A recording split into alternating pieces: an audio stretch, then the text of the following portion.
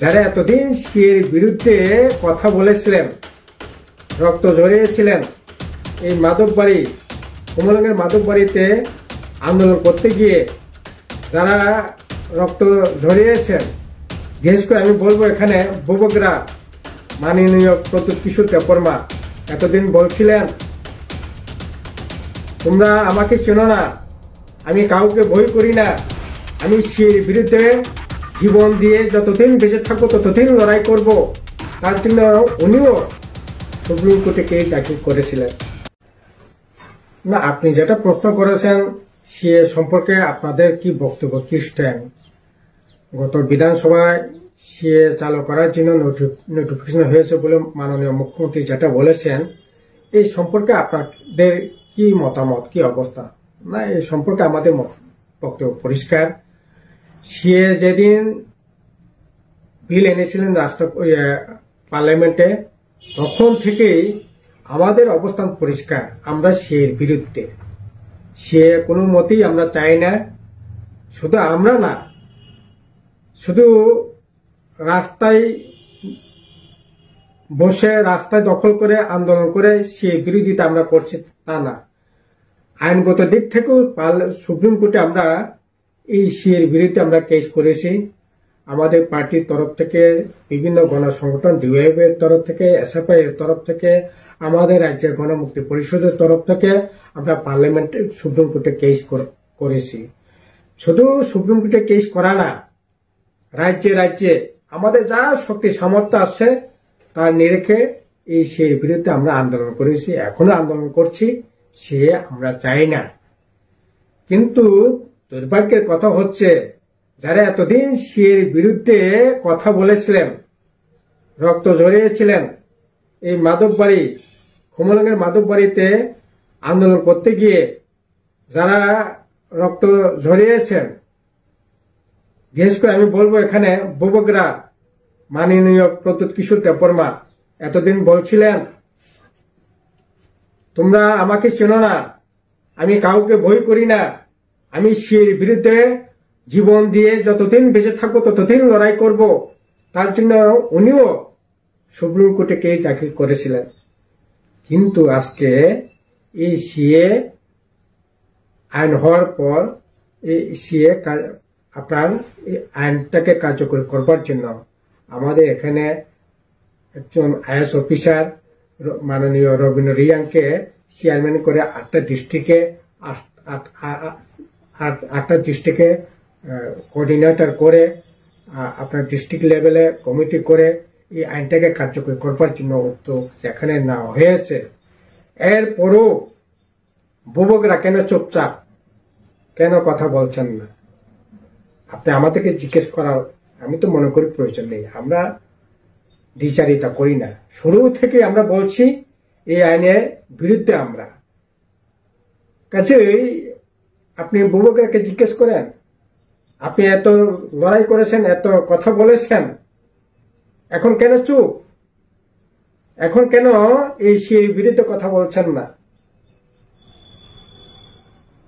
অথচ পার্লামেন্ট বিধানসভায় ক্লিয়ারিফিকেশন দিলেন মাননীয় মুখ্যমন্ত্রী যে 11 মার্চ থেকে এটাকে আমরা কার্যকরী করছি, আমাদের রাজ্য এটা কার্যকরী হচ্ছে সারা দেশের সাথে।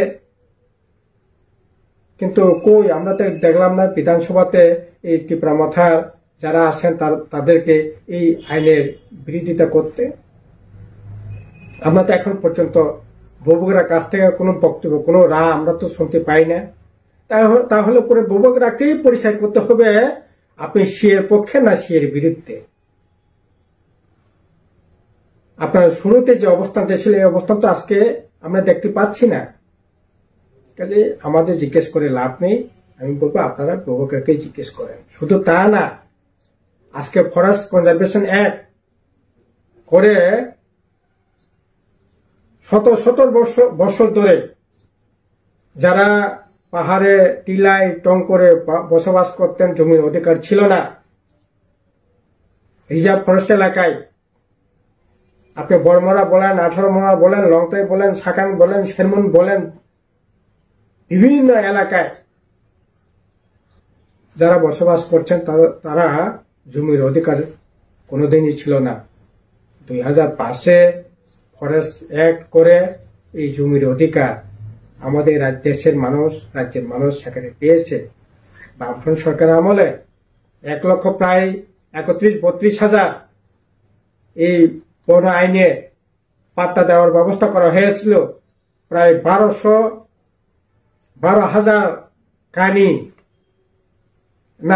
লক্ষ কানি জমি প্রদান করা হয়েছিল। কিন্তু এই জমি, এই ফরেস্ট কনজারভেশন অ্যাক্ট মোতাবেক এই অধিকার আজকে ছিনিয়ে নেওয়ার জন্য এই আইনটা হচ্ছে। কারণ এই আইনে বলা হচ্ছে যে ইন্টারন্যাশনাল বর্ডার এলাকা থেকে 100 কিলোমিটার মধ্যে ফরেস্ট আইন কোনো মতেই সেখানে লাগু হবে না, কার্যকরী হবে না। তার মানে আমাদের রাজ্যে ইন্টারন্যাশনাল বর্ডার এলাকা বাংলাদেশ থেকে 100 কিলোমিটার মধ্যে কোন জায়গাটা আছে, 1 ইঞ্চি জায়গাও সেখানে এই আইন মোতাবেক ফরেস্ট রাইটের জায়গা সেখানে পাবে না, এবং যারা পেয়েছে এটা অকার্যকর হবে। কাজেই এতে জমি অধিকার থেকে আবার বঞ্চনার শিকার হবে। কিন্তু শুরু থেকেই এই আইন যেদিন পার্লামেন্টে পাস হয়েছে, বিল উত্থাপন করা হয়েছে, পরবর্তী সময় বিল পাস হয়েছে, তখন থেকেই পার্লামেন্টে আমাদের সিপিআইএম এমপিরা বা অন্যান্য বিজেপি বিরোধী যারা আছেন তারা সহ পার্লামেন্টের ভিতরে, পার্লামেন্টের বাইরে আমরা রাজ্যের মধ্যে রাজভবন অভিযান করলাম, মহাকরণ অভিযান করলাম, অনেক আন্দোলন আমরা করেছি এই আইনের বিরুদ্ধে আমরা। কিন্তু বুবুগরাকে এই প্রায় 1,32,000 উপজাতিদের জমি কেড়ে নেওয়া হচ্ছে, কিন্তু বুবুগরাকে আমরা কোনো কথা বলতে শুনলাম না। তাহলে বুবুগরাকেই পরিচয় করতে হবে। এই ব্যাপারে আপনার কি মতামত, আপনার কি দৃষ্টিভঙ্গি? এই বিজেপি আজকে এনডিএ গভর্নমেন্ট নরেন্দ্র মোদী এই বিলটা যে এনেছেন, এখন আইন হয়েছে, এটা আপনি কি এটাকে মানেন? আপনাকেই পরিচয় করতে হবে।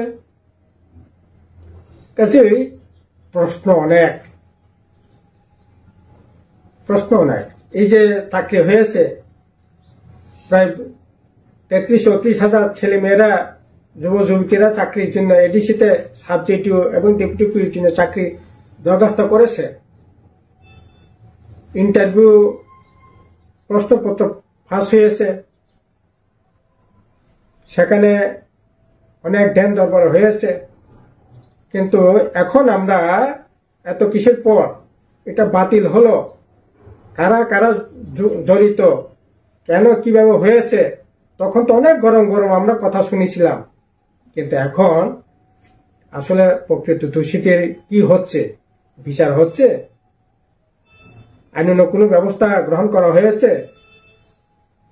যে প্রশ্নপত্র জেরক্স করেছে তাকে আপনারা অ্যারেস্ট করেছেন, কি হবে? না, যে জেরক্স করেছে তাকে আপনারা অ্যারেস্ট করালেন, কিন্তু মূল মাথা কোথায়? ঠিক আছে, হলো না।